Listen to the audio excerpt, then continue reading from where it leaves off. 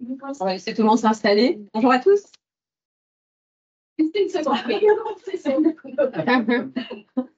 Bienvenue. Merci encore une fois d'avoir répondu présent à cette quatrième édition d'Expériency, un projet qui est né l'année dernière et qui a pour vocation de réunir un peu les managers de transition, bien souvent qui se trouvent dans une position entre deux missions et qui sont inscrits sur la plateforme, soit depuis récemment, soit depuis quelques années. ADConci a été fondé avec une particularité qui la différencie en fait des autres cabinets de management de transition, puisque nous avons développé une plateforme digitale qui nous permet de réunir une communauté assez importante de managers de transition répartis sur des activités assez différentes, avec une spécialité dans des secteurs assez variés. Expériency vous permet de vous rencontrer, d'échanger, de faire un partage de bons procédés et surtout de pouvoir bénéficier de prestations qui sont dispensées par des experts dans leur domaine. Donc, on a déjà eu, comme je le disais tout à l'heure, trois masterclass, 3 matinales d'organiser. Une sur la réduction des coûts, la dernière sur la gestion de la crise, et la toute première qui avait été animée par Alain Marty avec pour objet le networking. Ça a été aussi très intéressant. Et celle-ci le sera d'autant plus. Donc, le sujet de cette matinale, c'est la transformation digitale. Et notre invité, Hugues Méli, a bien accepté, a bien voulu justement animer cette présentation. Donc, je vais vous présenter le parcours assez impressionnant de notre invité. Donc, Hugues Méli, qui est fondateur de Niji. Niji, qui a pour activité d'accompagner justement les entreprises dans leur transformation digitale et qui a été fondée il y a 22 ans maintenant. Un peu plus de 22 ans. Hugues Méli est également vice-président prospective et numérique au MEDEF. Il est vice-président développement au Club ETI, Bretagne. Président du directoire, donc également en Bretagne. Pardon, directoire du développement et innovation. L'agence de développement économique. Il est président de Curmi, enfin, il fut président du Curmi Software, administrateur du groupe Lacroix de 2010 jusqu'à présent, pendant un peu plus de 13 ans. C'est ça. C'est ça. Même donc, très bien. Et membre du conseil consultatif pour l'Ille-et-Vilaine de la Banque de France, enfin en Ille-et-Vilaine de la Banque de France. Voilà, donc ça, ce sont quelques-unes de vos activités. Je n'ai pas fait d'erreur, j'espère. Non. Voilà, donc Monsieur Méli va nous faire une présentation et aborder la thématique de la transformation digitale des entreprises, et je vais lui laisser la parole. Merci. À tous, il y a plus de tous que de tout, hein, mais il y a quelques toutes quand même, c'est encourageant. Alors, je n'étais pas venu pour parler de moi, mais juste, rassurez-vous, il me reste du temps pour m'occuper de mon entreprise.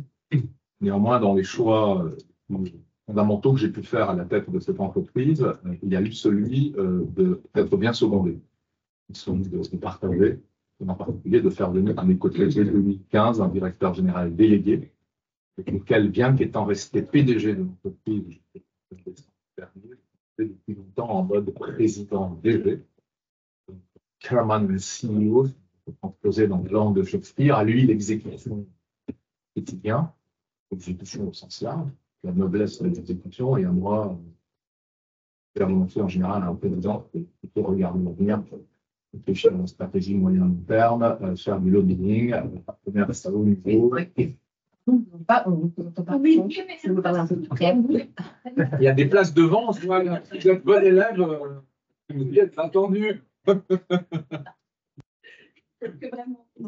Voilà, bon, donc, trêve de plaisanterie, voilà, Niji est toujours mon premier sujet de préoccupation. Donc, effectivement, une entreprise que j'ai créée il y a 23 ans, le 12 septembre 2001, tout le monde se souvient de ce qu'il a créé le 11, je suis l'expert cabis du greffe du tribunal de commerce de Rennes qui a créé officiellement de mon inscription au registre et de la possibilité de démarrer l'exploitation de l'entreprise, ce que nous avons fait le lendemain matin, c'est-à-dire le 12 septembre. Donc, on est né dans la douleur. Et quand on est dans la douleur, en général, on est assez vite carapacé et bien construit pour affronter des périodes plus difficiles qui ne manquent pas dans le long parcours d'une entreprise. Vous le savez bien, parce que vous êtes souvent appelé auprès des dirigeants ou en tant que dirigeant pour accompagner le passage de ces périodes difficiles.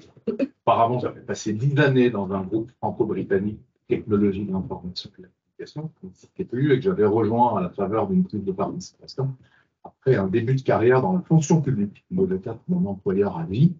J'avais en tout cas formulé le vœu, mais je vais très vite formuler le vœu de la quitter et l'avoir pratiqué fort heureusement plutôt à l'étranger et ne pas en avoir vécu toutes les lourdeurs centralistes parisiennes. C'est quand j'ai vu ces lourdeurs arriver et percer potentiellement toute ma carrière que je me suis dit qu'il était grand temps de partir. Voilà. Alors, je suis venu vous parler aujourd'hui de numérique parce qu'effectivement, vocation est d'accompagner la transformation numérique des entreprises de l'idée à la réalité. On reviendra sur ce point. Mais avant de parler de la transformation numérique des entreprises, on peut peut-être s'attarder un peu sur ce qu'est le numérique.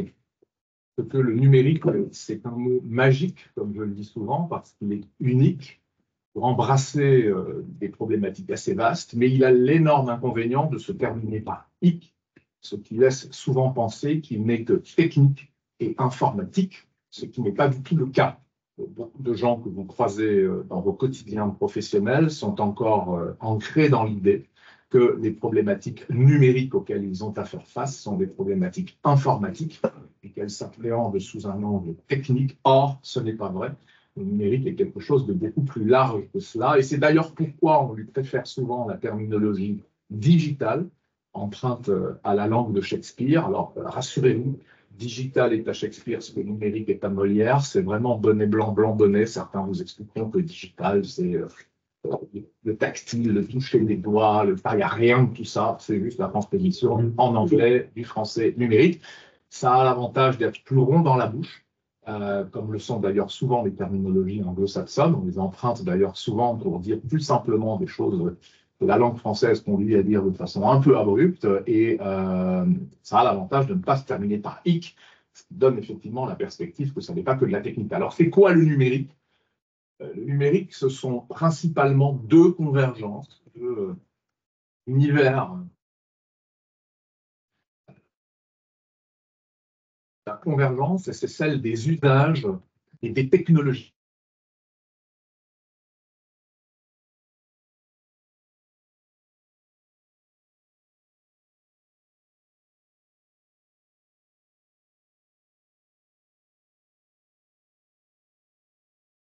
Et effectivement, la technologie, une matière totalement technique, permet de réaliser finalement le pourquoi et le pourquoi. Donc, c'est cette convergence entre ces deux univers, l'univers des usages et l'univers de la technologie, c'est cette capacité à appréhender sur un même plan pourquoi, le quoi et le comment des choses, et je devrais dire aussi le qui des choses, qu'il ne faut jamais oublier parce que le numérique s'adresse in fine toujours à des utilisateurs, à des individus, à des humains. Il est très important de replacer au cœur des débats, et on en reparlera, c'est simple à dire, c'est simple à comprendre, mais c'est beaucoup plus simple, beaucoup plus compliqué pardon, à réaliser. Donc, premier élément fondateur du monde numérique, premier élément fondateur de la terminologie numérique, de la matière numérique, ça n'est pas que du comment, ça n'est pas que de la technique, c'est avant tout du pourquoi et du quoi, c'est du fonctionnel, c'est la convergence entre le fonctionnel et la technique, c'est la convergence entre les usages et la technologie. Et vous verrez autour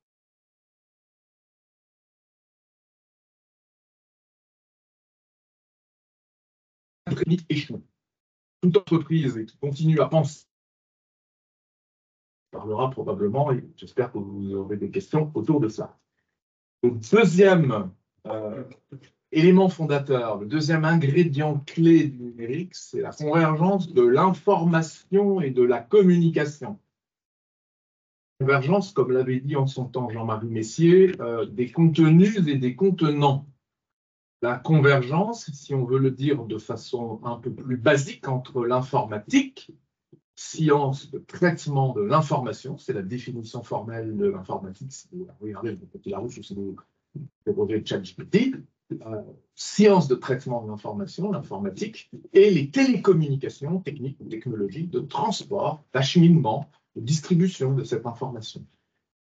Le numérique est fait de convergence entre ces deux mondes qui ont été pendant des décennies deux univers connexes, mais bien distincts par les parcours académiques qui y conduisaient, bien distincts par la nature des entreprises qui travaillaient et qui amenaient leurs services ou leurs technologies, bien distincts même par les organisations qui s'en occupaient dans les entreprises qui en avaient besoin. Et l'Internet, le déploiement de l'Internet dans la fin des années 90 a conduit à la matérialisation d'une convergence forte entre l'informatique et les télécommunications, entre l'information et la communication, entre les contenus et les documents, entre les applications qui traduisent souvent l'informatique qui traite l'information et les réseaux qui traduisent souvent les télécommunications qui la transportent. Vous réfléchissez à l'usage que vous avez d'Internet, et aujourd'hui, bien sûr, d'Internet sur votre smartphone, mais à l'époque pas, Internet sur votre PC, maison, grâce au déploiement des lits, bien vous voyez que cet usage est un usage qui est très tiré par les contenus, et que la relation que vous avez à l'Internet n'est pas une relation technique, ne conduit pas à vous préoccuper de l'informatique qui existe pourtant dans Internet, et encore moins des réseaux et des technologies de télécommunication qui sont fondatrices de l'Internet. Donc c'est ce qu'on appelle l'IP, Internet Protocol, c'est cette technologie, cette pâte à modeler, ce ciment autour duquel l'Internet, le WWW, le réseau mondial Internet a été construit. Et l'IP, quand on la regarde dans le filtre d'un informaticien, est une technologie qui permet de faire des applications communicantes, des applications en réseau. Et l'IP, quand on la regarde dans le filtre du télécommunicant, est une technologie qui permet de faire des réseaux applicatifs, des réseaux informationnels. Quand vous mettez ensemble des applications communicantes et des réseaux applicatifs, eh bien, vous avez le numérique. Voilà. Donc, ayez ça bien présent à l'esprit. Le numérique est toujours cette question de double convergence entre usage et technologie, entre information et communication. Et je dirais même que si de ces quatre termes, on devait n'en retenir que deux, très correctement le numérique dans le monde de l'entreprise, il conviendrait de n'en retenir que les deux les plus inattendus, à savoir usage et information, plutôt que technologie pardonnez-moi, communication. Voilà. La relation que vous avez à ça n'est absolument pas une relation technique, et absolument pas une relation au réseau, parce que c'est chevelu de réseaux. Il y a 5 ou 6 réseaux différents là-dessus. Tout a été fait, et c'est la force de cette bestiole, ça a été la force de Steve Jobs et de ses équipes, tout a été fait pour masquer complètement la technologie, pour vous interdire d'y avoir accès. Essayez d'ouvrir ce machin pour avoir accès à quelques bouts de technologie qui renferment. Bon courage, vous allez y passer le week-end prochain, vous allez le casser, vous retournerez dans un Apple Store ou ailleurs acheter l'équivalent. Vous êtes bien déçu. Tout a été fait pour développer une relation d'usage. Tout a été fait pour vous mettre au cœur de cet usage. C'est ce qu'on appelle le design. Voilà. Donc, le numérique, c'est ça. Donc, le numérique n'est pas qu'informatique, le numérique n'est pas que technique. Je suis un peu lourd, mais c'est important. Le numérique, c'est cette double convergence. J'en profite à cet endroit pour positionner le numérique par rapport à un univers avec lequel on le confond souvent et abusivement, qui est celui des systèmes d'information, qu'on devrait d'ailleurs appeler les systèmes d'information et de communication, puisqu'ils ont depuis longtemps procédé à cette convergence voulue par l'IP entre l'informatique et les télécommunications, entre les applications et les réseaux, entre l'informatique et les télécommunications.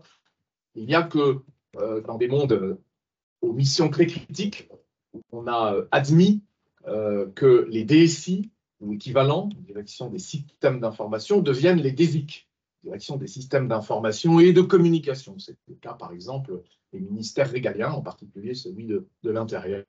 C'est le cas aussi de la direction de l'État, qui chapeaute tous ces sujets.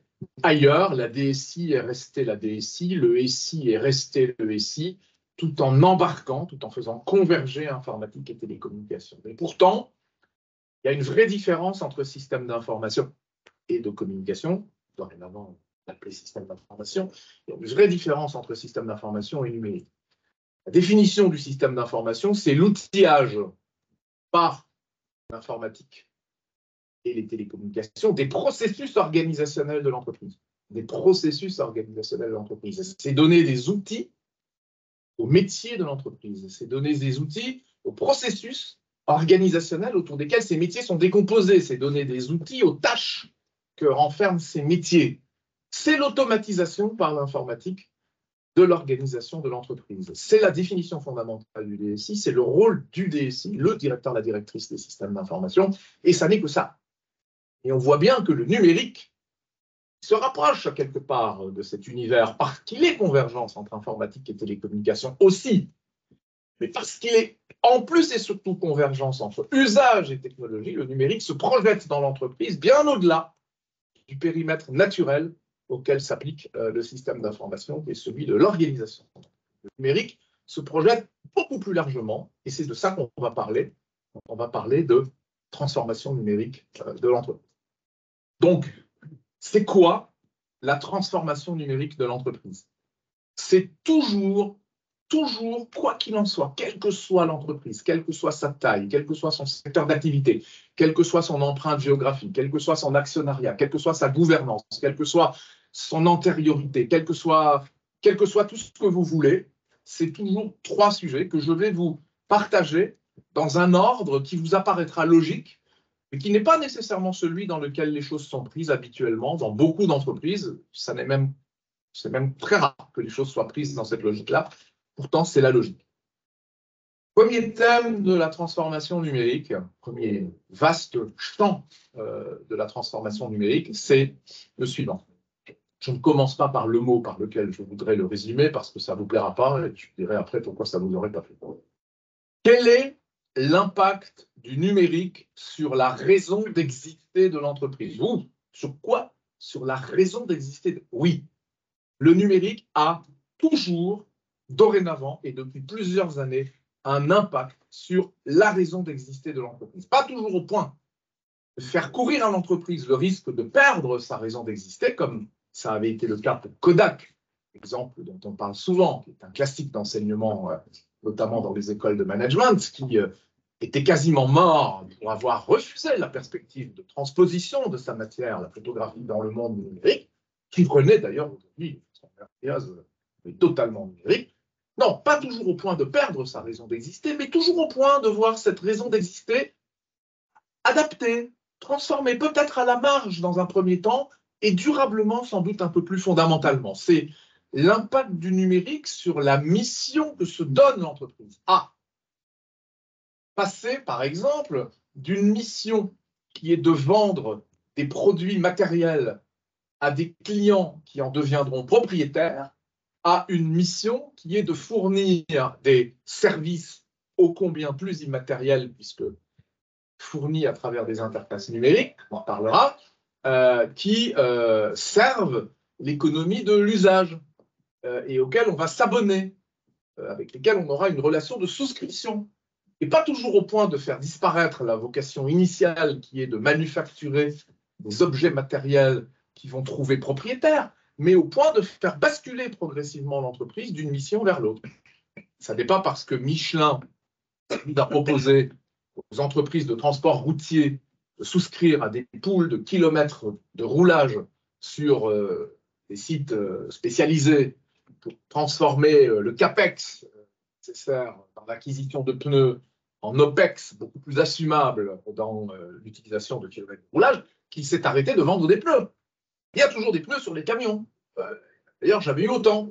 Sauf que comme ils sont connectés, comme on y a mis un petit bout de technologie, eh bien, on sait combien de kilomètres ces pneus ont parcouru en fonction de leur état d'usure.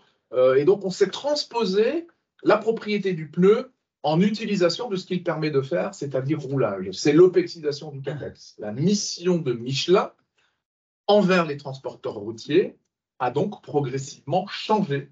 Elle s'est enrichie. Ce n'est pas complètement transformée encore, mais elle s'est enrichie. On a commencé au passage par les pneus poids lourds. Pourquoi? Parce qu'ils sont unitairement beaucoup plus chers que les pneus touristes. et parce qu'il pèse beaucoup plus dans le compte d'exploitation d'une entreprise de transport routier, y compris à terminaison d'usage, parce que merci Madame Royal, dorénavant, on ne fait plus un feu de joie au bout du parking avec les pneus ou au bitume, comme c'était le cas dans le temps. On est obligé de les faire récupérer par une entreprise spécialisée qui va les recycler proprement. D'ailleurs, cette entreprise, il faut la payer. D'où l'intérêt d'ailleurs de ne pas être propriétaire de pneus, parce que quand on n'en est pas propriétaire, ce n'est pas nous qui payons l'entreprise de recyclage, c'est le propriétaire. C'est le principe de LOA ou de leasing sur la micro-informatique, par exemple, dans les entreprises. L'immense intérêt, c'est que vous n'êtes jamais propriétaire de votre matériel et donc vous n'êtes pas assujetti à tout ce qui est dorénavant lié au fait d'en être propriétaire. Donc, en quoi le numérique vient-il impacter la mission que se donne l'entreprise? L'imagrin, qui fait de la semence, continue à faire de la semence. Et un agriculteur va continuer à choisir sa semence en fonction de ce qu'elle permet de faire pousser sur les terres les plus adaptées, vice-versa, la semence la plus adaptée aux terres. Oui, mais dorénavant, l'imagrin fournit une semence complémentaire, qui est la donnée, la data, l'information. L'information qui, justement, permet d'optimiser le choix de la semence en fonction de la nature des terres, de mieux connaître la nature des terres, de mieux gérer le lien entre la nature des terres et la nature de la semence, et donc de maximiser la perspective de faire pousser des végétaux de qualité dans des temps mieux maîtrisés, et donc d'avoir une prédictibilité plus forte de son exploitation. Et aujourd'hui, les ressources que consacre un acteur comme l'Imagrin au monde de la data, au monde de l'information, à ces applications qui accompagnent la semence. On n'a pas arrêté de faire de la semence, on ne va surtout pas arrêter d'innover dans le choix de la façon avec laquelle on fait la semence. Au contraire, on n'a jamais tant innové parce qu'on a besoin d'une variété beaucoup plus importante de semences, parce qu'on sait beaucoup mieux, quasiment à la parcelle, au mètre carré, gérer l'adaptation entre la semence et les propriétés du terrain. Bon, et donc à quelque part, la raison d'exister de l'Imagrin bouge. La mission que se donne l'imaginaire. Donc, en quoi le numérique impacte-t-il la mission de l'entreprise? En quoi le numérique impacte-t-il l'offre, la proposition de valeur de l'entreprise, l'offre de produits et services?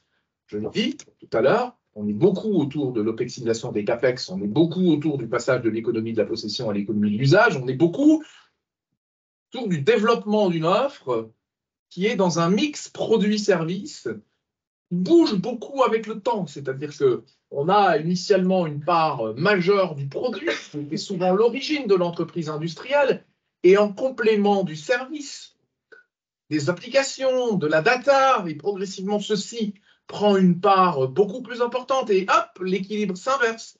C'est des services, des applications, de la donnée avant tout, certes toujours basées sur des produits, mais au final tellement prépondérant que le produit est très en feu, et on finit même dans certaines industries par décider de céder le produit pour avoir le choix des meilleurs produits issus de ceux qui potentiellement étaient historiquement ses concurrents avec lesquels on se battait de la façon la plus inavouable.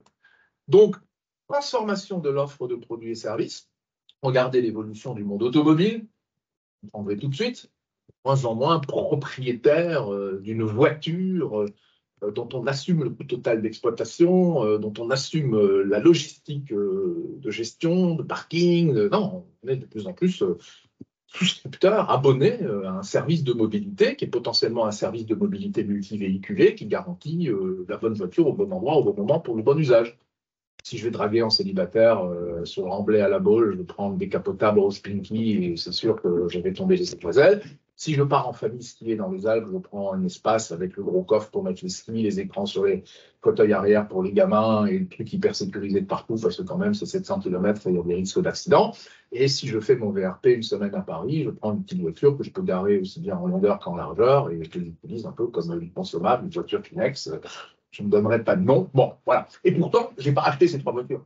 Et je n'ai pas construit les 3 garages pour les garer. Et je n'ai pas les relations avec les 3 garagistes pour les réparer. Hein. C'est un contrat de service. Je me garantis ça. Bon.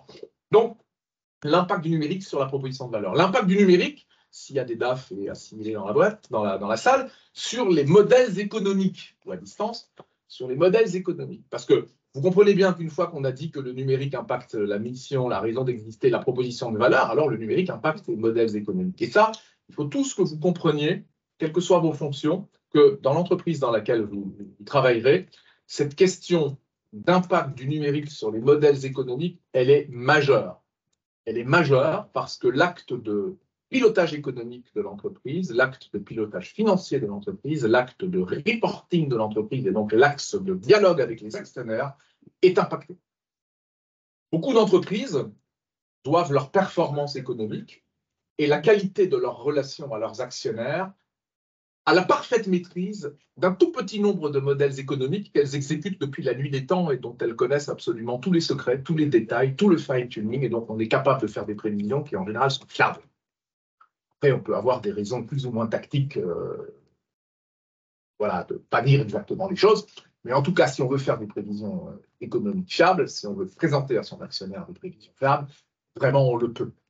Et oui, mais là, avec tous ces changements, s'invitent des modèles économiques nouveaux que l'entreprise ne connaît pas. Donc, il y a un premier effet, c'est qu'on passe d'un petit nombre de modèles économiques à un plus grand nombre de modèles économiques dans des combinatoires dont j'ai dit tout à l'heure qu'elles évoluent parce que les poids respectifs, par exemple, produits et services dans le mix produits-services qui forment le couple à la base de l'offre, évoluent. Ils évoluent rapidement, allez, séquence, semestre, à l'année. Et puis, les modèles économiques que les fonctions de l'entreprise ne connaissent pas. Le DAF, qui depuis 20 ans est dans l'entreprise, qui n'exécute que 2 modèles économiques, les 2 seuls qui ont toujours présidé au développement de l'entreprise, ne connaît que cela. Les modèles économiques du service, les modèles économiques du logiciel, les modèles économiques. Il ne connaît pas. Donc, il n'est pas à l'aise. Et puis, ce n'est pas la question du DAF qui ne les connaît pas, c'est que certains modèles économiques sont nouveaux sur le marché, donc c'est le marché qui ne les connaît pas. Il n'y a pas de retour d'expérience, il n'y a pas de référentiel, il n'y a pas d'abac. Et pourtant, il faut présenter des prévisions. Il faut s'engager vis-à-vis des actionnaires ou vis-à-vis de ses patrons. Il faut faire le job. Donc vous voyez, vous savez, pour certains d'entre vous, combien le numérique vient impacter cette question de modèles économiques et donc la question de la gestion économique et financière de l'entreprise et, diable, la question de la relation à la gouvernance et aux actionnaires, qui est quand même un élément fondamental quand vous n'avez plus la confiance des actionnaires, parce que vous avez menti 3 fois. C'est beaucoup plus compliqué de leur faire passer des investissements dans des transformations, et notamment dans la transformation numérique. Et dernier point, c'est l'impact du numérique. On est toujours dans le premier thème, hein, c'est le numérique. C'est l'impact du numérique sur les partenariats, sur les relations clés au monde extérieur. J'ai coutume de dire qu'à l'heure du numérique, jamais plus l'avenir d'une entreprise ne peut s'écrire que dans sa verticale économique d'appartenance, fût-elle leader de cette verticale économique. Numérique est un élément de transversalisation de l'économie, un élément d'horizontalisation de l'économie absolument fantastique, qui oblige toute entreprise à construire son avenir ailleurs que dans sa verticale économique d'appartenance. Ça ne veut pas dire renier sa verticale économique d'appartenance, ça veut dire s'intéresser à se développer dans d'autres verticales économiques qui ne sont pas toujours strictement adjacentes à la sienne. Je vais prendre un exemple qui est une grande tendance de transformation socio-économique, c'est le développement de la mobilité électrique. Tout le monde nous parle du développement de la mobilité électrique. La moitié d'entre vous a, j'en suis sûr, une voiture électrique ou si ce n'est électrique hybride. Bon, et tous les jours dans l'actualité, on nous parle de ce sujet. Eh bien, pour adresser valablement ce sujet, il faut à minima puiser ses forces, son expertise, ses idées dans 5 verticales économiques différentes. Bien évidemment, celle à laquelle on s'attendrait tous, qui est la verticale automobile, parce qu'un véhicule électrique restera un véhicule. Je pense quant à moi qu'un véhicule électrique à terme est plus proche d'une box, au sens de votre live box à roulette, que d'un véhicule. Plateforme électronique, chargée de logiciels, avec des interactions soignées, qui roulent. C'est vrai. Il n'y a pas besoin de dire qu'il y a un volant, parce que ce n'est pas certain qu'il y en ait encore tant que ça, toute une catégorie de véhicules. Mais bon, on peut quand même penser que pour développer valablement la mobilité électrique, il faille être dans l'univers du véhicule, de la voiture, du camion, de la camionnette, ce que vous voulez, donc dans cette industrie. Il faut venir de cette industrie. Enfin, il faut être dans cette industrie, pas forcément en venir. Il faut être bien évidemment dans le secteur, dans la verticale de l'énergie, dans la verticale de l'électricité, parce que qui dit mobilité électrique dit électricité.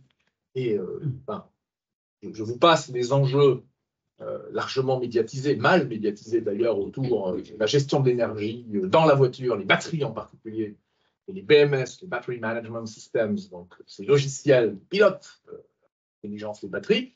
Et puis, bien évidemment, toute la question d'impact de la multiplication des points de recharge de véhicules électriques sur les réseaux de distribution, de transport d'électricité et sur la production de cette électricité, sur la nécessité de rapprocher la production de la consommation à l'échelle des territoires, donc sur ces fameux réseaux intelligents qu'on appelle parfois les smart grids, etc., etc. Donc, il faut être dans la verticale de l'électricité. Mais il faut être aussi dans la verticale des télécommunications. Pourquoi? Parce que s'il n'y a pas de point de recharge, il n'y a pas d'usage de la mobilité électrique. Et vous savez que c'est l'un des premiers freins aujourd'hui à l'utilisation de la mobilité électrique, c'est l'anxiété de ne pas trouver un point de charge disponible pour recharger son véhicule. Et donc, tout ça, c'est quoi? C'est des télécoms. Ceux qui ont fait un bout de carrière dans les télécoms, c'est déployer des réseaux, déployer des infrastructures de connectivité, c'est gérer la mise à disposition de services sur des équipements particuliers, c'est permettre de réserver ces services, c'est assurer la qualité de ces services, c'est mettre ces objets particuliers que sont les bornes de recharge de véhicules électriques en réseau, ce sont des télécommunications. Et d'ailleurs, les acteurs qui travaillent sur ces sujets sont des acteurs qui, historiquement, ont beaucoup travaillé dans les télécommunications quand l'heure était à déployer des réseaux qui n'étaient pas des réseaux de recharge de véhicules électriques, mais des réseaux de communication, des réseaux de téléphonie, des réseaux de transmission de données à haut débit, des réseaux Internet, on en a parlé tout à l'heure. Mais c'est aussi la banque. Pourquoi? Parce que quand le président de la République dit tout le monde doit pouvoir avoir l'usage de la mobilité électrique pour 100 € par mois, vous pensez que c'est le constructeur automobile qui fait ça?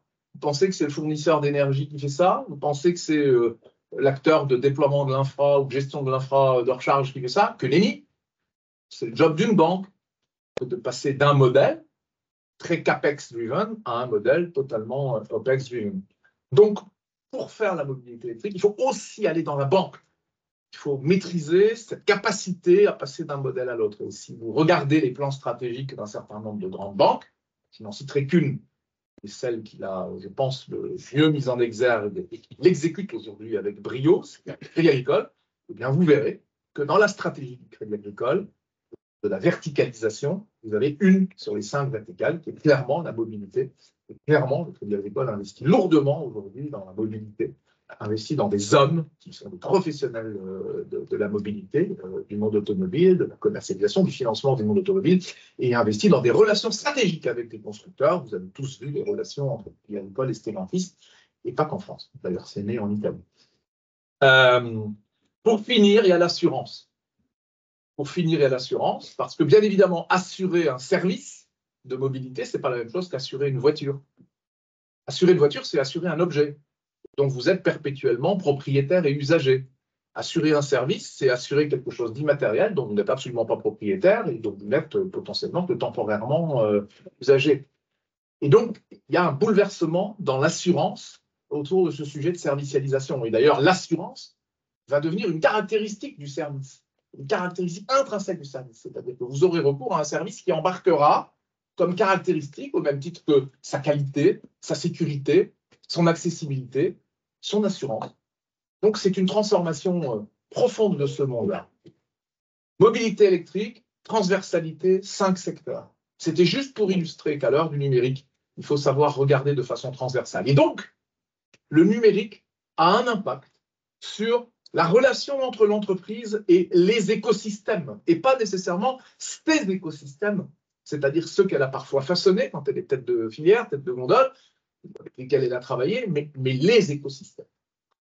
Passer des partenariats stratégiques qui permettent de partager des investissements, de partager de la valeur, parce que je ne vais pas, si je suis constructeur automobile, investir dans l'énergie, investir dans les télécoms, investir dans la banque, investir dans l'assurance, etc., etc. Je pourrais vous donner de nombreux autres exemples, ça vous intéresse.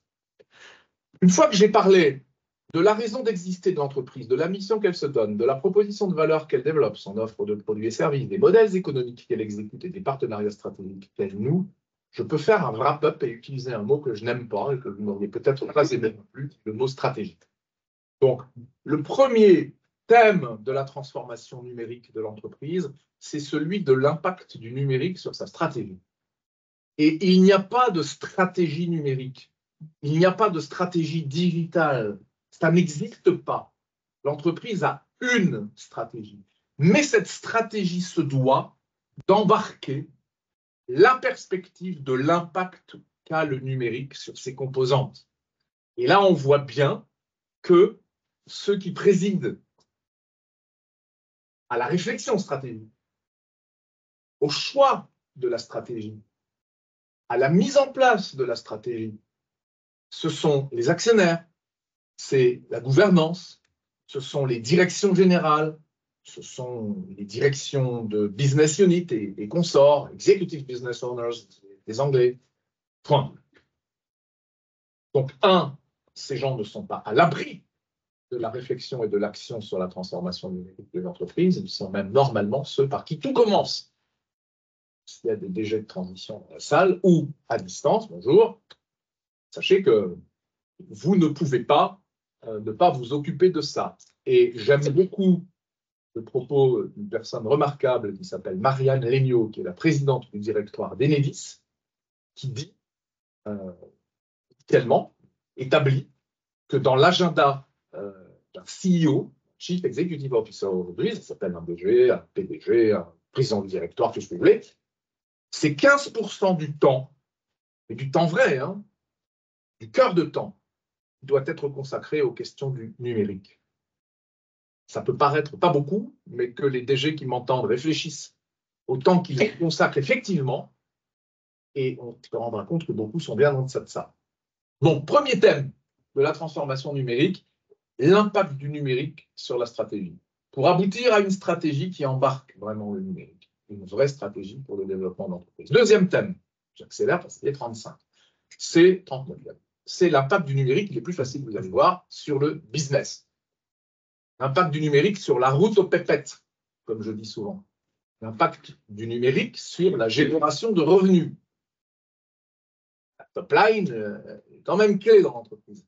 Générer du revenu, faire du commerce, vendre, fidéliser les clients, leur apporter satisfaction pour qu'ils plébiscitent votre offre, qu'ils la recommandent et que vous en commercialisiez de plus en plus. Vous savez tous que le numérique a un impact fort sur toutes les fonctions opérationnelles du business, que ce soit les fonctions des marketing, marché, marketing produit, marketing com, opérationnel, que ce soit la vente, que ce soit la distribution, que ce soit le service après-vente, que ce soit la fidélisation, que ce soit tout ce que vous voulez, le numérique impacte énormément ces fonctions dans le sens d'une reconquête ou d'une conquête du vrai client, le vrai, qui est l'utilisateur.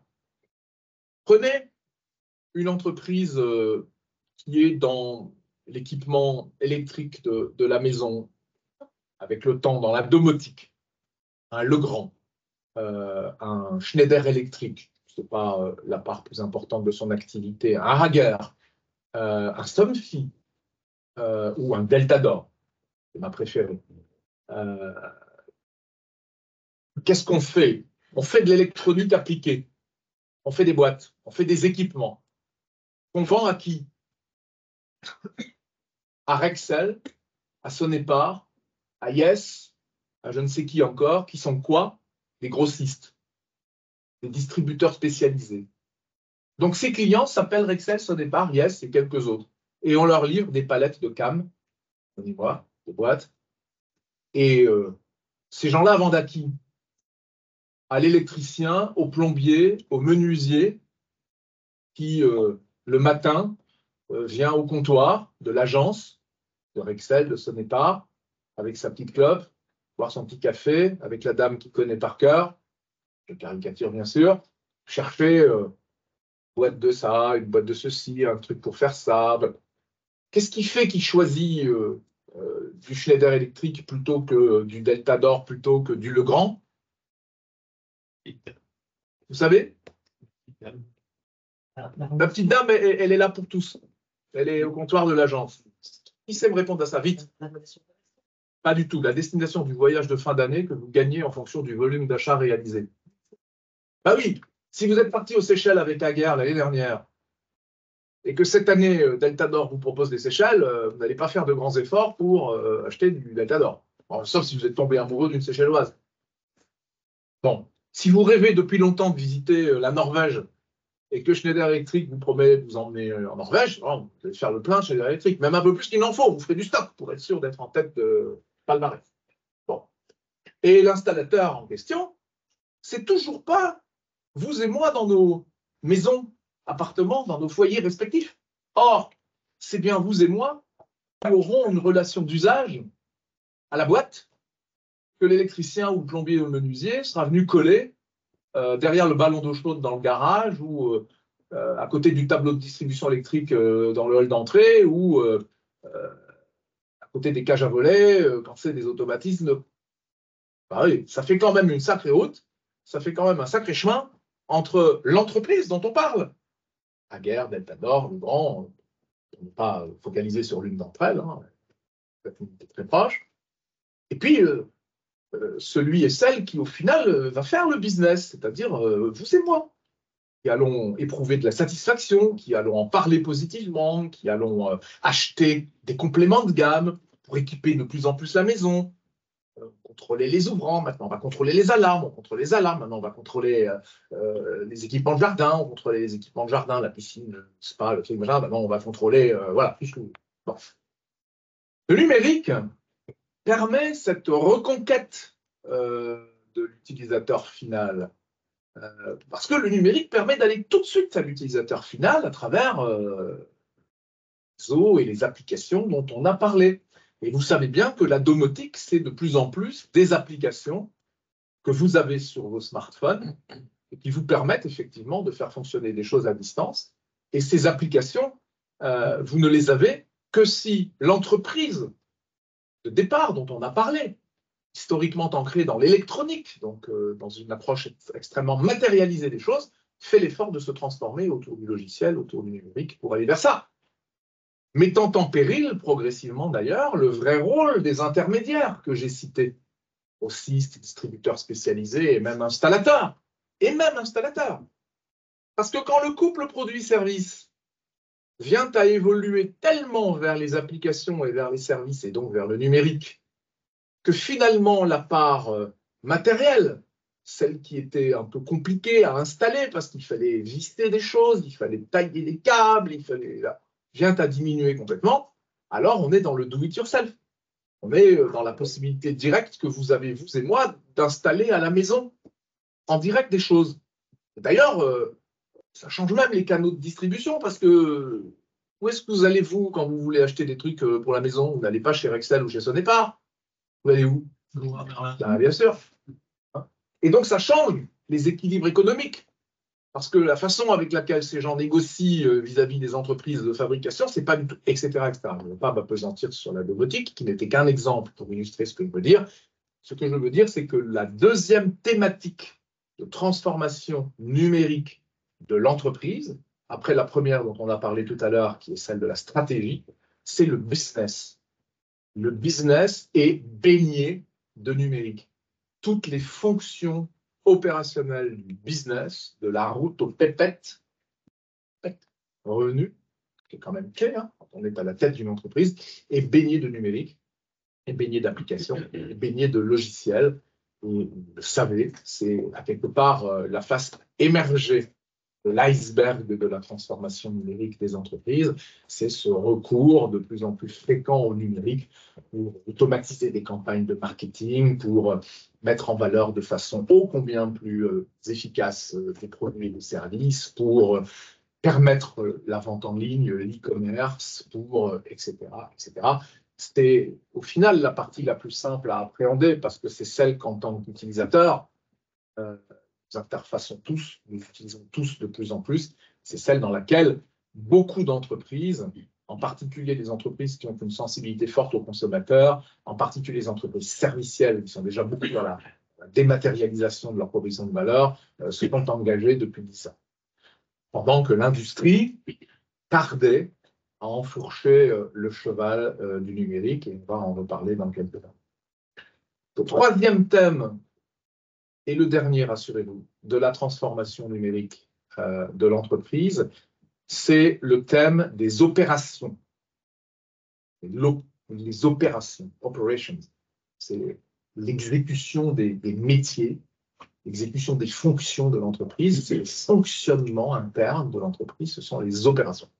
Et les opérations, c'est toujours une typologie d'opération, c'est parfois une seconde typologie d'opération. C'est toujours la typologie que j'appelle tertiaire des opérations. Les hommes et les femmes de l'entreprise qui exécutent des processus organisationnels, qui exécutent des processus métiers, traduisent les métiers qu'on leur confie, c'est de décomposition unitaire des métiers qu'on leur confie, et exécutent des tâches, et qui, pour exécuter cela, ont besoin d'outils. Je l'ai dit tout à l'heure en introduction, c'est ce qu'on appelle classiquement le système d'information et de communication, système d'information de l'entreprise. Alors, quel est l'enjeu à cet endroit? L'enjeu, c'est que le numérique, comme je le dis souvent, est dans la rue. Il appartient à la rue. C'est dans la rue que se forgent les usages du numérique. C'est dans la plus grande diversité des hommes et des femmes qui sont dans la rue, diversité générationnelle, diversité de genre, diversité ethnique, diversité de convictions, diversité de religion, diversité de handicap. C'est dans la rue que se forgent les usages du numérique. C'est nous tous qui forgeons les usages du numérique. Et nous tous, quand nous arrivons dans nos entreprises et que nous enfilons actuellement la blouse de l'entreprise pour y passer les 7 heures, 8 heures, 9 heures, 10 heures, nous devons y passer moins de 200 jours par an, en tout cas de moins en moins de jours par an. C'est quoi le problème? C'est que nous sommes de plus en plus rompus aux usages du numérique à titre personnel, dans nos vies personnelles, dans nos vies privées. Nous utilisons le numérique pour un nombre incroyable de choses. Nous utilisons le numérique pour notre relation à nos administrations préférées, et dans la période d'ailleurs. Nous utilisons le numérique pour nos relations à nos assurances personnelles, nos mutuelles, nos que sais-je. Nous utilisons le numérique pour nos réservations de moyens de transport et d'hébergement. Nous utilisons le numérique pour préparer nos loisirs, nos vacances. Nous utilisons le numérique pour accompagner nos enfants à l'école, dans leurs devoirs, dans leurs cahiers de notes, nous utilisons le numérique et nous utilisons le numérique et nous utilisons le numérique. Et d'ailleurs, par ailleurs, nous utilisons le numérique. Dans la santé, par exemple. Pas le secteur qui est le plus en avance. Donc, nous avons des vies numériques.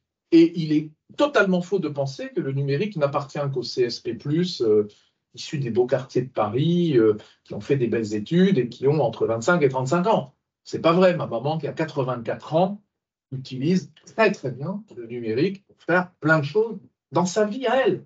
Et elle utilise des applications et des services que personnellement, je n'utiliserai pas. Mais elle les utilise. Et quand sa tablette, quand elle perd sa tablette, elle a laissé sa tablette sur le lavabo du coin toilette, elle l'avait emmenée quand même, et qu'elle ne sait plus où elle est, parce qu'elle a quand même 84 ans, ben c'est panique à bord. Hein. Donc il faut attendre la prochaine pause pipi pour récupérer la tablette. Bon, et là, je revis. Bon, alors elle ne travaille plus dans l'entreprise tous les jours. Mais ceux qui vont dans l'entreprise tous les jours, ils attendent à quelque part de retrouver dans l'entreprise cette même abondance d'applications et de services, avec surtout les mêmes caractéristiques de ces applications et de ces services, qui sont des caractéristiques d'ubiquité, de transversalité, de porosité, d'instantanéité, de personnalisation, de toutes les caractéristiques qui sont liées au monde numérique dans lequel nos vies personnelles se développent. Facilité, instantanéité, accessibilité, transversalité, porosité, mobilité, ubiquité, je me répète. Ah oui, alors est-ce que ces caractéristiques sont celles des applications des systèmes d'information que vous utilisez, mesdames, messieurs? Non. Certainement pas. Or, il faut que ça le soit. Pourquoi? Au moins pour 2 raisons fondamentales. Allez, je commence par la plus facile, l'attractivité. L'attractivité. Aller recruter des gens d'une entreprise dont l'organisation est l'illustration même de la hiérarchie pesante, du cloisonnement absolu entre les métiers et les directions, d'un outillage antédiluvien par une informatique totalement vieillissante, enfin bon, bref, no way. C'est au passage, ça a été l'un des grands challenges des banques, notamment dans leurs activités de réseau, de détail, en particulier, dans le particulier, de recruter des jeunes dans les agences bancaires, qui, jusqu'à il y a quelques années, étaient des grottes de la préhistoire et de l'informatique. Bon. Mais ce n'est pas une question de jeunes, je l'ai dit. Et donc, question d'attractivité. Pas futile quand même, mais moins futile, plus difficile, question de performance. Si chaque individu qui rejoint l'entreprise qu'il emploie le matin, dans l'exercice de ses fonctions, doit passer un quart d'heure à se recaler entre ce qu'il vit au quotidien avec fluidité, facilité, permanence dans sa vie personnelle numérique, il dort avec son smartphone, et au moins il est sur la table de nuit, et un environnement de travail qui est absolument pas transversal, sans aucune porosité, totalement hiérarchique, totalement opaque, outillé par des trucs qui vont. Bon, vous voyez ce que je veux dire. Donc, premier enjeu de la transformation numérique des opérations, c'est d'aller vers des organisations qui permettent une beaucoup plus grande fluidité, une beaucoup plus grande transparence, plus d'échanges, plus de partage d'informations, et d'outiller cela par des applications dont l'usage, convergence, l'usage technologique, dont l'usage va s'apparenter le plus possible à l'usage que j'ai dans ma vie privée des applications et des services qui sont mis à ma disposition pour peupler mon temps personnel. Ça, c'est le premier enjeu. Ça, vous voyez tout de suite que c'est clairement le job conjoint des métiers, donc les gens qui portent les métiers, direction des ressources humaines, direction administrative et financière, direction de l'exploitation, direction, voilà, et du DSI, dont j'ai rappelé tout à l'heure le rôle, outillé par l'informatique et les télécommunications, les processus organisationnels d'entreprise. Mais certaines entreprises ont la particularité, en plus d'être tertiaires, elles le sont toutes. Il n'existe pas d'entreprise dans lesquelles il n'y ait pas d'hommes et de femmes qui exécutent le processus métier. Certaines d'entre elles sont aussi industrielles. Elles opèrent des usines dans lesquelles il y a des machines. Et là, on est dans l'impact du numérique sur ce volet industriel des opérations, sur les usines, sur les machines.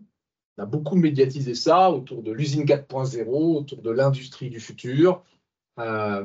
C'est quoi? C'est que de plus en plus, les machines sont connectées. Elles sont connectées, c'est-à-dire que de la même façon que dans le pneu Michelin dont je vous parlais tout à l'heure, on leur a mis un petit bout de technologie qui permet de faire que tout ce qu'elles ont à dire sorte et puisse être récupéré à quelque part.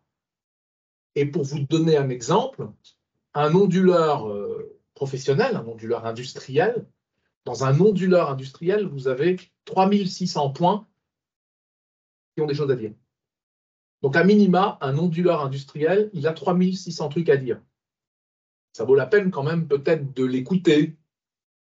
Et donc, toute cette donnée, vous savez bien, on la remonte, on la capte, on la confronte le cas échéant avec des données de tierce provenance qui font sens, par exemple des données météorologiques, facile, ou des données d'ordre socio-économique, et on applique des algorithmes si possible pertinents dans le secteur industriel dans lequel on est. Les algorithmes de l'aéronautique ne sont pas les mêmes que ceux de l'agroalimentaire ou que ceux de la pharmacochimie. Enfin, il y en a quand même une part non négligeable, à peu près un tiers, qui sont communs. Donc, on applique des algorithmes et on fabrique une intelligence augmentée. Et non pas artificielle, ça tombe bien, ça s'abrège de la même façon, autant chez Molière que chez Shakespeare. Mais c'est beaucoup mieux de parler d'intelligence augmentée que d'intelligence artificielle, parce qu'intelligence artificielle, ça fait hors sol. Or, et il n'y a rien de plus ancré que l'intelligence artificielle. Parce qu'elle augmente l'intelligence des machines, et elle augmente l'intelligence des hommes, et d'ailleurs, elle augmente l'intelligence du couple entre les hommes et les machines. C'est un des axes fondamentaux de l'évolution de l'industrie, dans son volet industriel, usinier, manufacturier, machiniste. C'est le couple entre l'opérateur et la machine qui change profondément parce qu'il est augmenté par toute cette intelligence. Voilà. Donc ça, c'est à la main des directions industrielles, des directions techniques, des directions d'usine, des directions... Hein, et progressivement, on voit sur ce sujet les DSI arriver.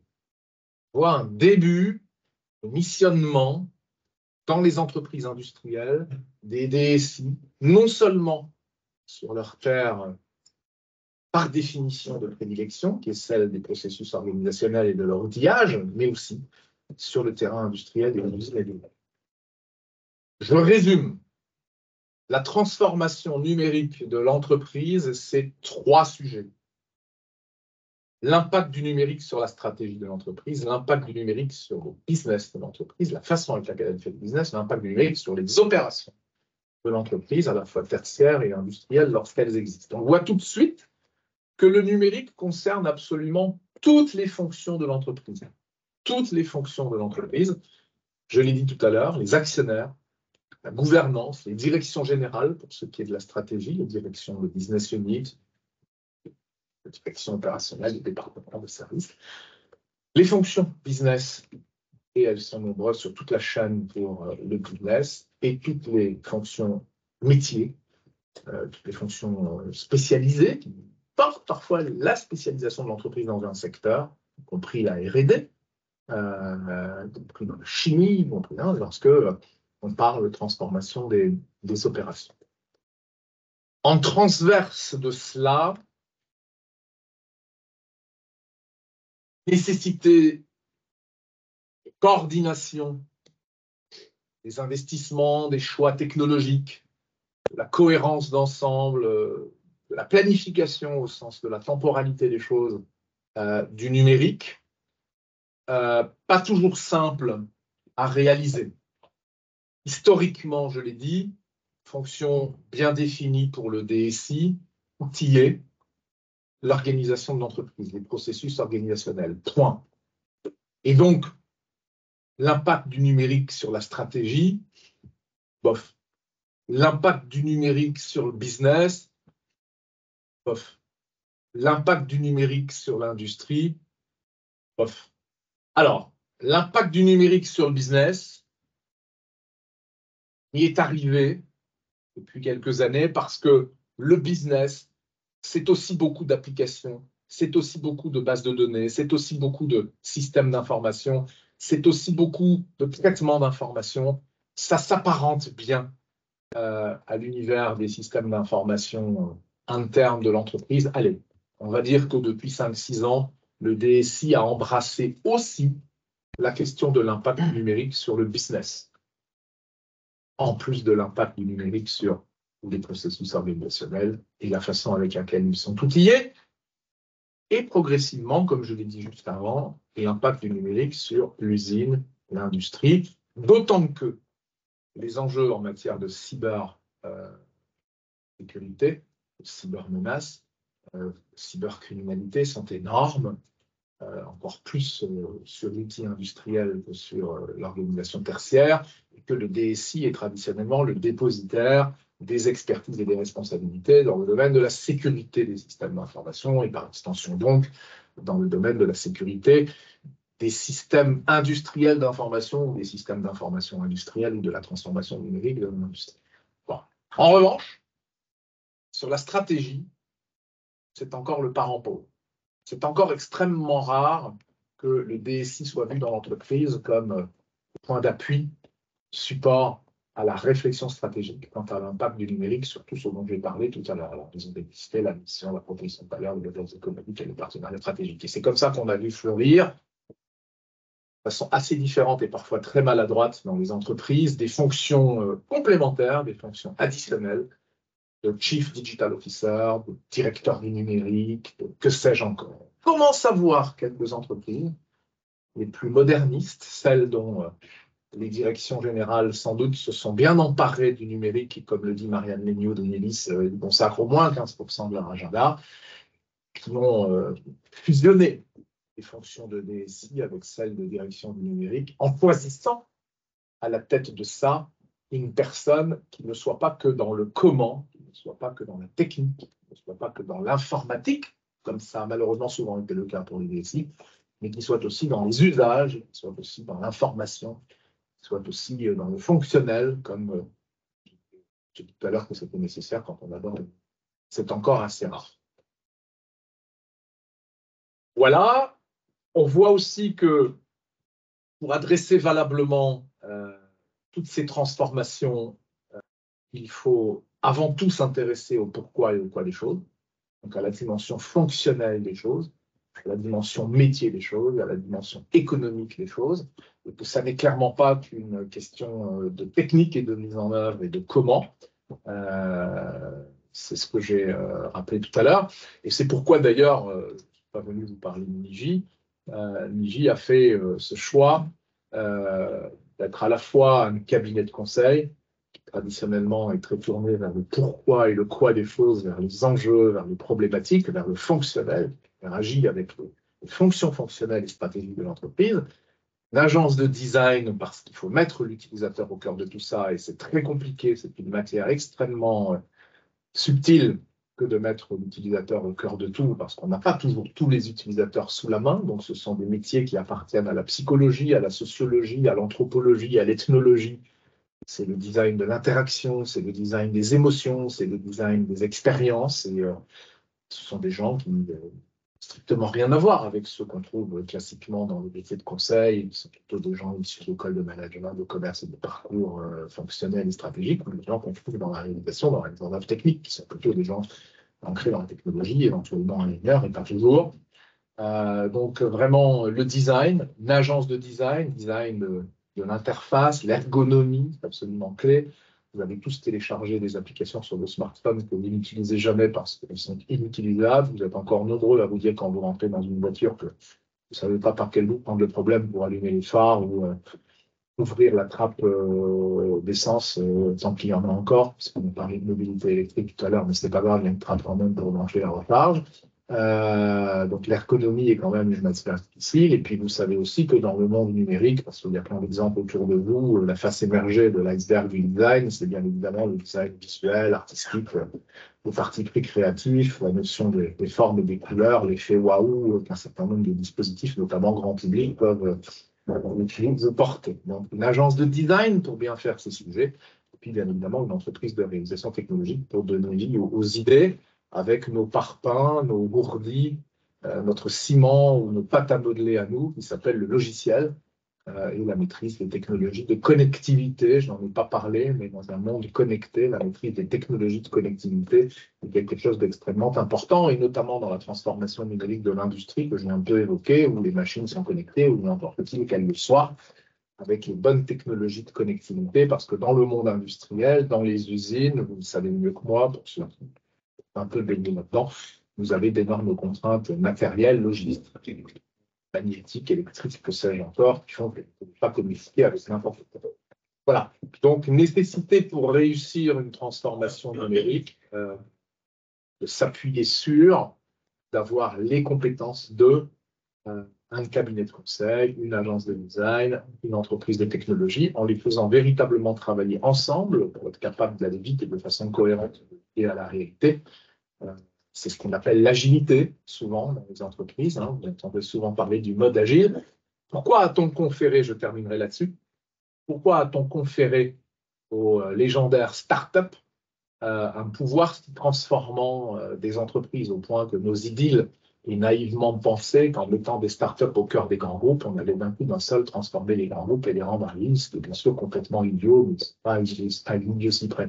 Pourquoi on a pensé ça? Juste parce que quand vous regardez fondamentalement, c'est quoi la Dream Team d'une startup? C'est quoi la Dream Team d'une startup? Vous connaissez tous 3 startups, j'en suis sûr. C'est quoi la Dream Team d'une startup? C'est toujours la même chose.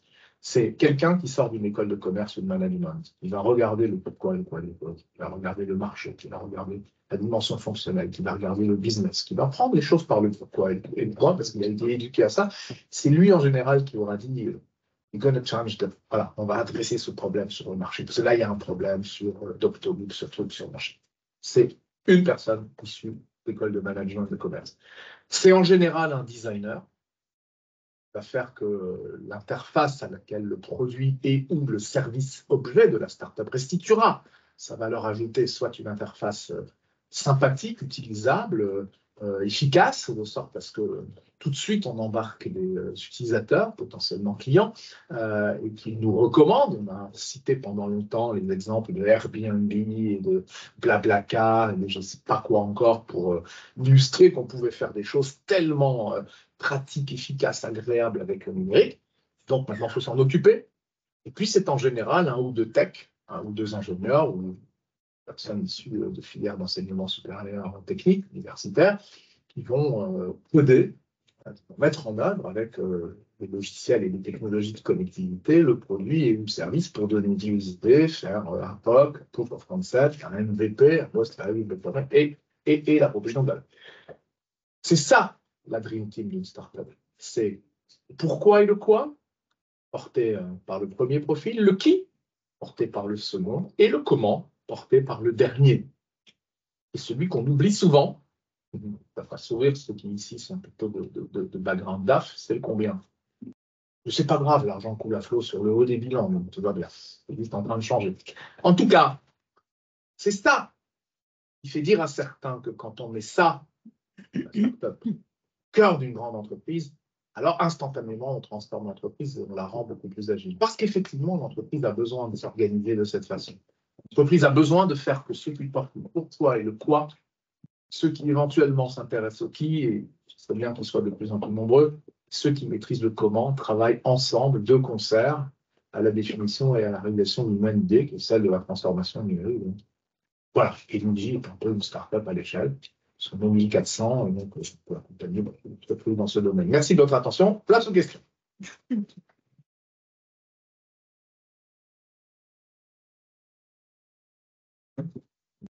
Dans les entreprises, vous avez cité les trois stratégiques. Il y en a un quatrième qui ne cite pas, peut-être parce que vous mettez derrière ou pas. C'est l'enjeu des collaborateurs. Parce que quand on n'a pas expliqué ce que va être les enjeux de la transformation numérique à tous les collaborateurs, on a beaucoup de résistants sur la mise en place. Les gens ne sont pas toujours prêts à partager, même s'ils distribuent, mais en fait, pas toujours. Et donc, en fait, expliquer quels sont les enjeux de la transformation numérique sur tous les collaborateurs, pour qu'ils aient ce niveau d'intégration de la stratégie, pour qu'ils l'intègrent et qu'ils deviennent valeur. Ça me paraît aussi, vous n'en parlez pas. Alors, si j'en parle très clairement dans le volet 1, pilier 3, c'est-à-dire dans ce que j'appelle le volet tertiaire de l'impact du numérique sur les opérations et donc la transformation de l'organisation et des outils qui sont mis à la disposition des collaborateurs, surtout, dans l'exercice de leurs fonctions et qui traduisent à quelque part l'évolution numérique de l'entreprise. C'est sûr que managérialement parlant, et ça sort du strict sujet numérique, partager la stratégie de l'entreprise, c'est fondamental. Et ça n'est pas que partager le volet numérique de cette stratégie, c'est partager la stratégie de l'entreprise. Et la stratégie de l'entreprise aujourd'hui, de la même façon qu'elle doit embarquer ces enjeux de transformation numérique, elle doit aussi adresser tous les enjeux de transition écologique, environnementale, sociale et sociétale, souvent RSE, qui a effectivement, dans le management de l'entreprise, un énorme travail à faire pour embarquer les gens autour de toutes ces transitions auxquelles l'entreprise est confrontée. C'est d'ailleurs une des très grandes difficultés du moment. Et ce moment va durer. Ce moment va durer dans le management des entreprises, conduit d'ailleurs à l'économie qui devient juste un peu plus difficile, que d'avoir à traiter conjointement, simultanément, toutes ces transformations. Parce qu'elles appellent des expertises pour en comprendre les tenants et les aboutissants, pour en comprendre les déclinaisons dans l'entreprise, qui sont des expertises extrêmement rares. Rares parce qu'on n'en a pas fabriqué, et rares parce qu'on se les arrache. Et toutes ces transformations, toutes ces transitions appellent aussi des investissements concomitants qu'aucun compte de résultat d'aucune entreprise ne peut supporter simultanément. Et donc des arbitrages à faire qui sont difficiles à faire, parce que arbitrer entre des matières qu'on connaît peu sur lesquels il y a peu de recul, peu de retours, peu de données, peu de mesures, peu de métriques, c'est très très compliqué. Et c'est la difficulté dans laquelle se trouvent aujourd'hui beaucoup de dirigeants que de faire ces arbitrages. Et pourtant, il faut les faire. Parce que nécessité fait loi. Parce que, au bout du compte, comme disait un peu vulgairement ma grand-mère, j'ai pas une bourrique qui chie du fric à la cave. Je ne vais pas pouvoir investir dans tout. Et souvent, on s'essaye à des arbitrages et on se rend compte que ce n'est pas les bons, et donc on revient en arrière et on en fait d'autres. Et ça crée effectivement beaucoup de perturbations dans l'esprit de ceux qui font l'entreprise, les hommes et les femmes de l'entreprise, les fameux collaborateurs, qui ne comprennent pas, qui ont un peu l'impression d'aller et venir, qui ne sont pas dignes d'un patron qui se respecte, et pourtant le patron n'a pas le choix. Il y a d'ailleurs d'autant moins le choix que globalement, navigue dorénavant par des vents qui sont extrêmement instables en force et en direction. Et ceux d'entre vous qui font un peu de régate, vous savez bien que quand les vents sont très instables en force et en direction, c'est extrêmement compliqué de régler le canot. C'est extrêmement compliqué de choisir les voiles, c'est extrêmement compliqué de faire les bons réglages, c'est extrêmement compliqué de mettre les bons équipiers sur les bons postes, et au final, tous les équipiers finissent par fatiguer, parce qu'à force d'affaler une voile qu'on avait envoyée, mais qui n'était pas la bonne, qu'on n'avait pas réussi à faire le réglage, d'en renvoyer une autre, de mettre celle qu'on a affalée en bas, de la plier, de la ranger pour qu'on puisse la ressortir plus tard, d'un coup d'un seul, c'est juste pas tout à fait la même chose que de naviguer par vent établi en force et en direction. On est sur un rail avec les bonnes voiles, les bons réglages, les bons équipés à leur poste. Ils commencent même parfois à se voler un peu sur leur poste, on fait leur course en tête. Donc, on a effectivement cet enjeu d'explication de toutes ces transformations aux collaborateurs pour régénérer le sentiment d'appartenance à l'ensemble. Goethe, qui est un grand poète allemand, disait Das Zusammengehörigkeitsgefühl, pour ceux qui parlent allemand. Zusammen, c'est l'ensemble, Gehören, c'est appartenir, Gehörigkeit, c'est l'appartenance, Fühlen, c'est sentir, et Gefühl, c'est le sentiment. Le sentiment d'appartenance à l'ensemble, qui veut dire en allemand littéraire, celui de Goethe, en Hochdeutsch, en grand allemand, la solidarité. Or, la solidarité est clé dans l'entreprise. Vous ne faites rien, et en particulier pas les grandes transformations, si vous n'avez pas la solidarité. Mais pour avoir la solidarité, il faut définir l'ensemble vis-à-vis duquel vous développez le sentiment d'appartenance. Donc, effectivement, c'est un gros travail de communication. C'est un gros travail de change management, qui est une expression que je n'aime pas trop parce qu'elle appartient au cabinet de conseil d'un autre temps.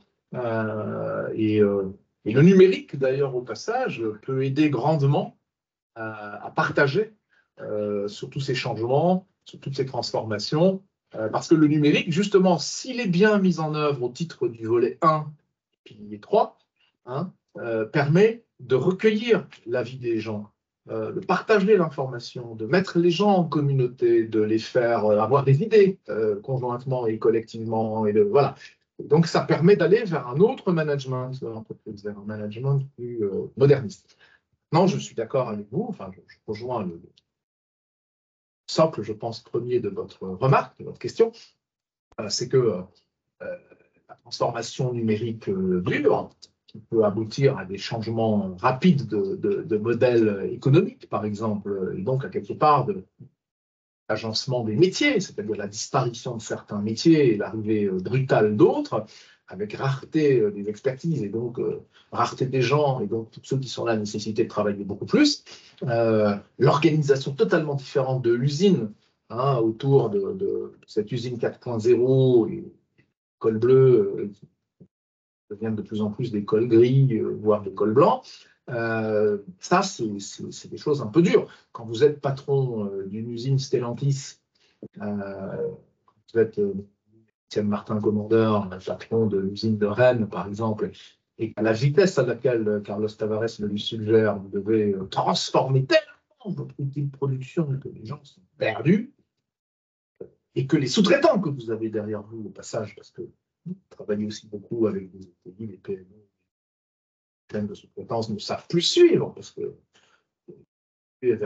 chez Changement, c'est juste pas possible, parce qu'il n'y a pas d'expertise, parce que parfois même, il n'y a plus l'envie à la tête de ces boîtes, qui sont parfois encore dans un management patriarcal, qui n'a pas été régénéré parce que vraiment ça marchait bien comme ça, on pouvait faire durable un petit peu, parce que c'est facile, etc. On n'a pas pensé à la suite. Et puis à la suite, les enfants sont partis faire de grandes études, ils sont partis bosser chez les Big Four, ils n'ont pas envie de revenir dans la PME, entrer dans la réalité du territoire.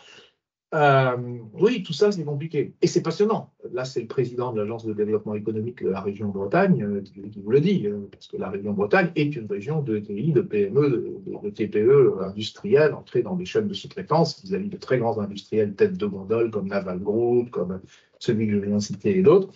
Mais c'est passionnant. Et là, vous avez,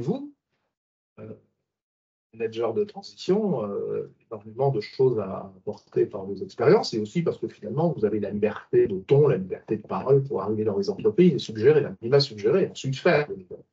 Parce que dans l'entreprise organisée traditionnellement avec des gens qui ont des relations hiérarchiques qui sont parfois féodées et autres, qui parfois se rendent compte d'eux, c'est pas facile souvent de dire, parce qu'on a peur de dégager, ou de déplaire, ou de... Voilà. Donc oui, vous avez raison, ce volet accompagnement au changement est clé. Oui, parce que justement, c'est plus de l'accompagnement au changement et de l'explication des transformations. Peut-être aussi un questionnement sur justement ce que vous disiez, le management, les modes de management, dirigeants, donneurs d'ordre versus dirigeants, facilitateurs. Avoir une circularité qui permet typiquement de décentraliser une part des prises de décision et donc de rendre le collectif capable d'absorber les changements sans être guidé pas à pas par un dirigeant ou des dirigeants qui sont dans un état d'esprit, je dois tout savoir, tout comprendre et tout diriger. Alors, je vais parler tout vite parce que pour laisser la place à d'autres questions, parce qu'on va vers la fin. J'aurais beaucoup à dire là-dessus. J'ai coutume de dire que je sais, donc je suis, c'est terminé. Je sais, donc je suis tel le coq sur son tas de fumier, il finira par en descendre, parce qu'à un moment ou l'autre, ça va lui gratter les roubignoles. Je sais, donc je suis, attitude statique, engoncé dans ses certitudes. Il n'y a plus de place pour ça. Je doute, donc je vais. Ah, ça c'est mieux, parce que je vais. Je suis en mouvement. Ça tombe bien, à l'heure où tout invite à l'être. Mais je doute. Donc, les nouveaux modes de management sont, de mon point de vue, ceux qui laissent de la place au doute. Maîtriser, bien évidemment. Il ne s'agit pas d'avoir tous les jours le patron d'entreprise qui arrive en même temps, j'ai 8 heures dans mon bureau pour douter.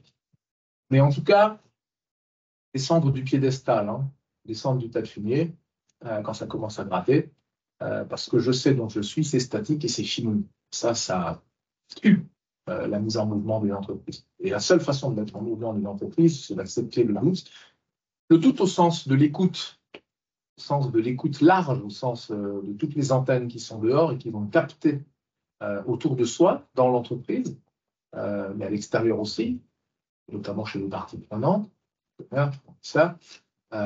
les informations sur les tendances, sur les latents, sur la révolution.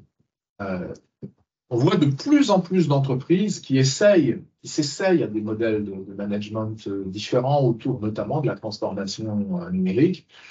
On voit pas mal de très grandes entreprises à centre de décision parisiens, historiquement très centralisées dans leur fonctionnement, dans leur management, mais aussi très présentes dans les territoires, de par les missions qui sont les leurs, soit parce qu'elles ont des missions de service public ou assimilées. Je citais Enedis tout à l'heure, d'EDF, on peut parler de la Poste, on peut parler de soit parce qu'elles ont une organisation très proche de leurs clients finaux, on peut parler des banques, qui finalement font le choix de laisser l'innovation, les transformations, en tout cas pour celles qui sont vraiment très terrain, qui sont essentielles, aux mains de leurs entités en région, de leurs entités dans les territoires, près des réalités, qui sont d'ailleurs parfois des réalités très différenciées, parce que si je suis Enedis, donc dire que je suis amoureux d'Enedis, ce n'est pas du tout le sujet, mais c'est un exemple très intéressant.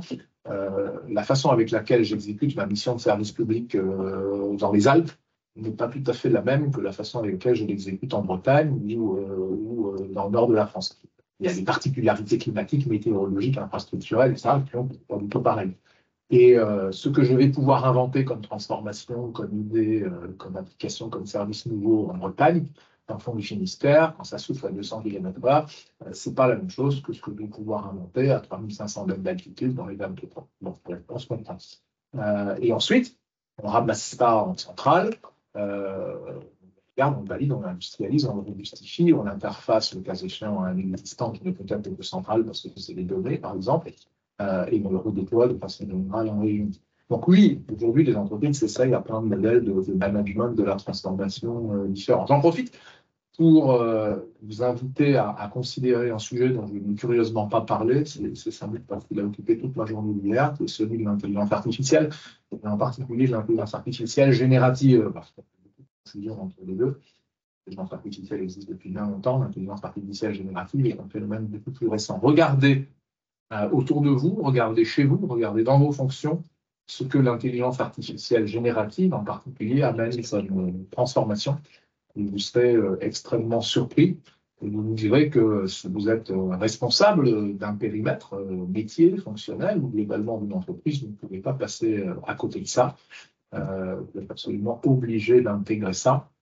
Je pourrais vous donner des exemples incroyables de transformation rapide métier, de service, de fonction, de relations clients à l'heure de l'IA générative, qui bien évidemment tire parti de la multiplication de quantités invraisemblables de données que tout ce monde numérique fabrique en permanence, qui tire bien évidemment aussi parti de l'accroissement incroyable de la puissance de calcul des ordinateurs partagés, qui sont ceux qui sont dans le cloud, c'est en plus le cas, et qui tire bien évidemment immensément parti des progrès scientifiques qu'on continue à faire en matière d'algorithmique, qui sont extrêmement médians.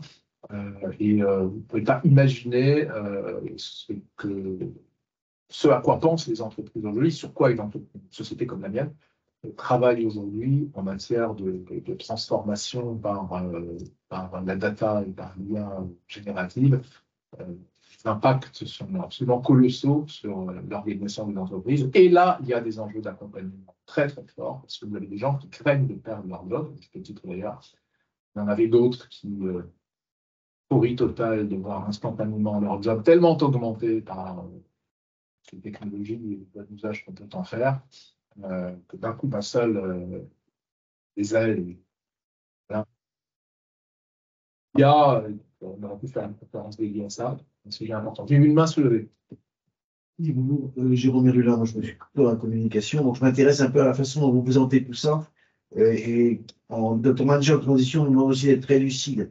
Votre vision on a parlé d'informatique RH. Il y a des gens qui ne peuvent pas. Tout ce que vous présentez là, ça concerne un certain nombre de gens qui sont capables d'y passer.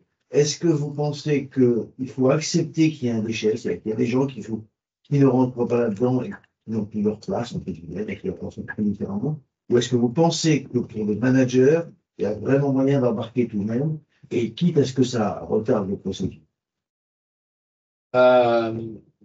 Je pense que la lucidité est une des toutes premières qualités, si ce n'est, de mon point de vue, vraiment la première qualité du manager.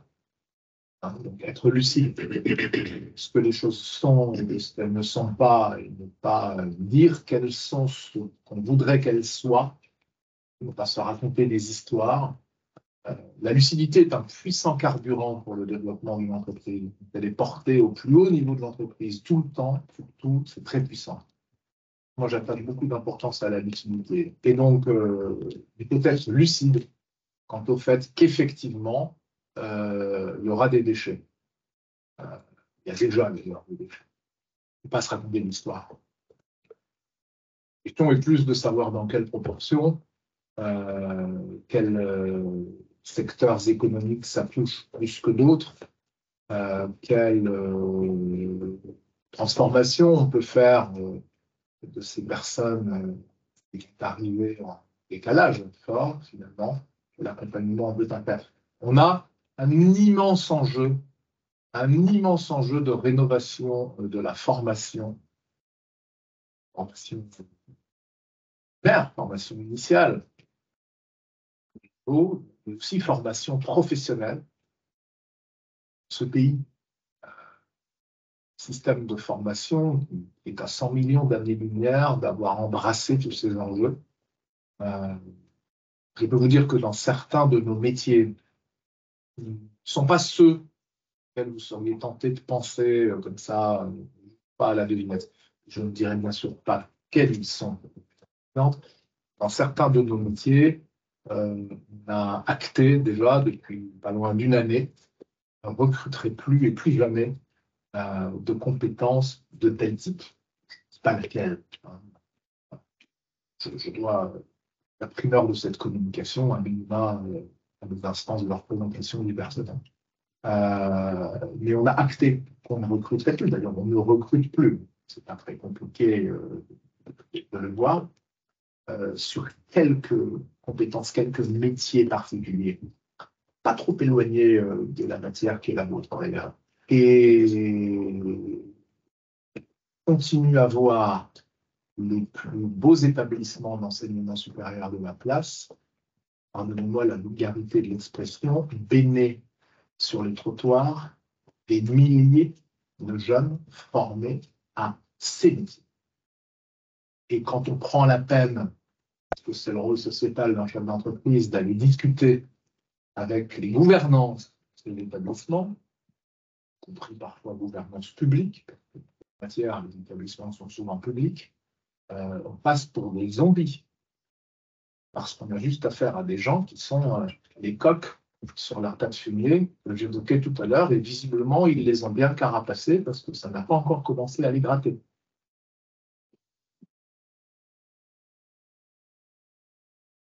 Quelles sont les formations que vous faites faire dans vos équipes pour mettre en œuvre justement tous ces changements, que ce soit au niveau de l'utilisation d'un au niveau des outils locaux. Ça commence c'est le plan Excel Word, mais commencer à passer la main sur des choses que, en tant que dirigeant, on ne connaît pas et on ne sait pas utiliser, sauf à dire qu'on ne fait pas national. Et ça revient sur votre sujet, ce qui est la lucidité. Est-ce que je suis encore bien formé pour être le patron d'une boîte? Prendre les tournants décisifs à toutes mes équipes. Ouais. Alors, vous avez un. Il faudra me couper quand on ne va pas aller plus loin. Moi, je ne sais pas encore. Il nous reste 5 minutes de questions-réponses. Voilà. Et après, on aura un petit temps d'échange. On s'est engagé à libérer tout le monde à 11 heures. Vous avez pour les entreprises, ETI, PME, TPE, une initiative, je ne fais pas du tout des pubs des pays, la Banque publique d'investissement, mais sachez que sur ces sujets, la BPI a mis en place ce qu'on appelle un diagnostic, un programme d'accompagnement des entreprises pour éveiller les dirigeants à tout ça, et leur prendre la main un peu et les emmener sur le seuil de plans d'action un peu plus structurés qui derrière doivent être menés par eux-mêmes avec leurs équipes et avec l'aide de professionnels comme le sont l'entreprise. Ça s'appelle le Diagia. Ça ne coûte rien en gros. C'est-à-dire que vous allez voir le bureau BPI de notre région et vous demandez un Diagia. Ça a une valeur marchande de 15 ou 20 000 euros et ça vous coûte moins de 2 000 euros. Et ça vous permet de bootstrapper dans votre entreprise la prise de conscience, tout ça.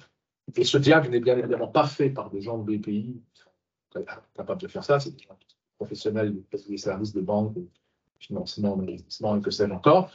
C'est fait par des entreprises qui sont labellisées derrière par BPI, les régions de France et de Navarre, dont il pas de faire de pub pour vie. Et c'est quand même pas mal fait. Donc c'est juste une réponse concrète à comment, en tant que dirigeant complètement perdu là-dedans, par quel bout je le prends, ça peut aider. Après, quelle formation je fais? C'est pas tant de former les gens à des techniques, à des technologies nouvelles. Le vrai sujet, c'est de faire travailler les gens ensemble. C'est d'arriver à faire travailler ensemble, mais simultanément, c'est-à-dire quasiment l'un sur les genoux de l'autre, les métiers de l'entreprise les métiers, si je suis un banquier, les métiers, c'est conseiller de clientèle particulier, c'est conseiller de clientèle professionnelle, c'est chargé d'affaires entreprise, c'est bon, les métiers et les équipes qui ont la capacité à réaliser avec les technologies qui sont celles sous-jacentes à ces univers de la data, de l'IA, très rapidement des choses montrables. C'est la quête des quick wins, c'est-à-dire la quête d'aller vite sur un périmètre fonctionnel / métier qui peut être restreint vers quelque chose de démonstratif qui permette d'illustrer le changement. Et ce n'est pas juste faire autrement quelque chose qu'on a toujours fait, c'est faire en plus et sans doute autrement des choses qu'on n'a jamais faites. Et choisir des cas d'usage, j'espère que je ne vous parle pas chinois, choisir des cas d'usage, choisir des périmètres fonctionnels qui, une fois de plus, peuvent être extrêmement, peuvent apparaître extrêmement restreints, voire restrictifs, mais qui ne le seront pas dès lors que l'IA, la data l'IA générative, apportera une telle illustration de ce qu'on peut faire de mieux, de plus et autrement, qu'alors ça va parler aux gens et ça va donner envie aux gens d'y aller. Et bien sûr, il va falloir intégrer dans l'entreprise quelques expertises plus poussées sur quelques pans de ces technologies. Mais surtout, c'est changer complètement le mode de travail. Sortir de la séquentialité où je pense d'abord, et je fais quand même valider le résultat de la pensée, et je réalise ensuite. Et je repose d'abord la question de l'opportunité de réaliser. Et je donne un peu de temps quand même à la réalisation, il ne faudrait pas trop se presser, et j'en valide totalement ceinture bretelle le résultat avant de le mettre entre les pattes d'un utilisateur. Que nenni, c'est terminé. Je vous le redis, je donne une table et une chaise et un écran à 3 personnes et elles se démerdent pour avancer. Et ces 3 personnes, c'est le métier, la conscience métier, l'expertise métier, le directeur des offres, produits, services pour les pros. C'est lui qui préside au développement des offres, produits et services pour les pros. Je prolonge dans mon univers bancaire, qui est celui que j'avais choisi, comme ça. Le conseiller pro, qui dans l'agence au quotidien bosse pour essayer de développer du business avec les pros et gérer le business qu'il a déjà vendu aux pros en interagissant avec des pros qui eux-mêmes sont dans leur transformation numérique, par l'IA générative en particulier, donc ont des exigences nouvelles, des comportements différents.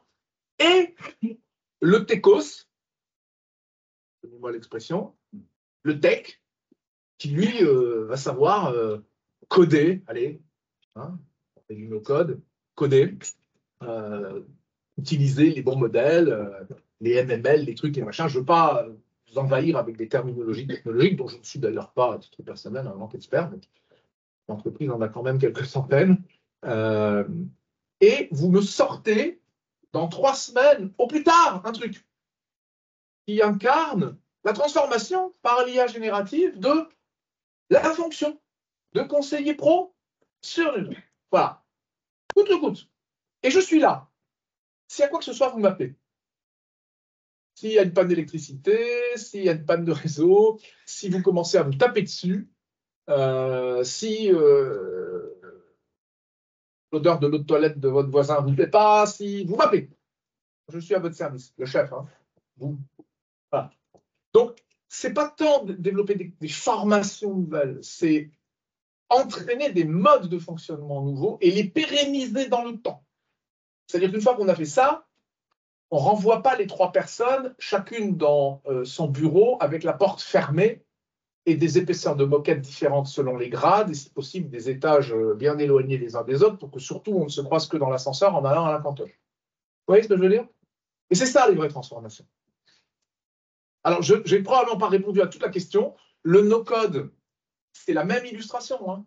Le no-code, c'est juste mettre entre les mains de ceux pour qui c'est fait, mettre entre les mains des gens qui sont porteurs du quoi, pourquoi, mettre entre les mains des outils qui leur permettent de réaliser une transformation sans avoir à s'occuper du comment, parce que telle n'est pas leur expertise. Et on voudrait se passer justement un peu des expertises du comment, parce qu'ils sont chiants, ces développeurs boutonneux, là, qui sont tout le temps en train de râler, et qui sont incapables de s'intéresser au quoi et au pourquoi des choses, justement, parce qu'ils sont nés dans le comment et ils y mourront. C'est ça le no-code. Attention, c'est pas la magie, hein. Mais le no-code, c'est ça. C'est estomper le comment au profit d'un rapprochement fort du numérique, du quoi et du pourquoi, qui sont quand même les éléments clés. Le pourquoi. Pourquoi je fais? À quels enjeux je réponds? Pourquoi je fais? Fonctionnellement, opérationnellement parlant. Pour qui va l'utiliser? Et accessoirement, combien? Parce que les professionnels du comment, ils ont souvent tendance à vous emmener dans des environnements technologiques de réalisation qui sont coûteux. Et donc, le combien? Le no-code, ça peut être moins coûteux. Mais le no-code ne va pas vous permettre de faire la transformation numérique de votre entreprise, quelle qu'elle soit. Vous permettre d'adresser des points d'évolution du fonctionnement. Merci Hugues. Un grand merci. C'est difficile de mettre fin à ces échanges, mais malheureusement, il faut tenir quand même un peu le timing. Il nous reste encore un petit peu de temps autour d'un petit café si vous souhaitez rapidement pour les derniers échanges. Et on se quitte pour ça. Un grand merci d'être venu jusqu'à nous. Un grand merci en ligne à tous ceux qui sont restés là jusqu'au bout. Vous avez été nombreux. On est ravis de vous avoir eu avec nous. Et on vous dit à très bientôt pour la prochaine édition. Merci Hugues.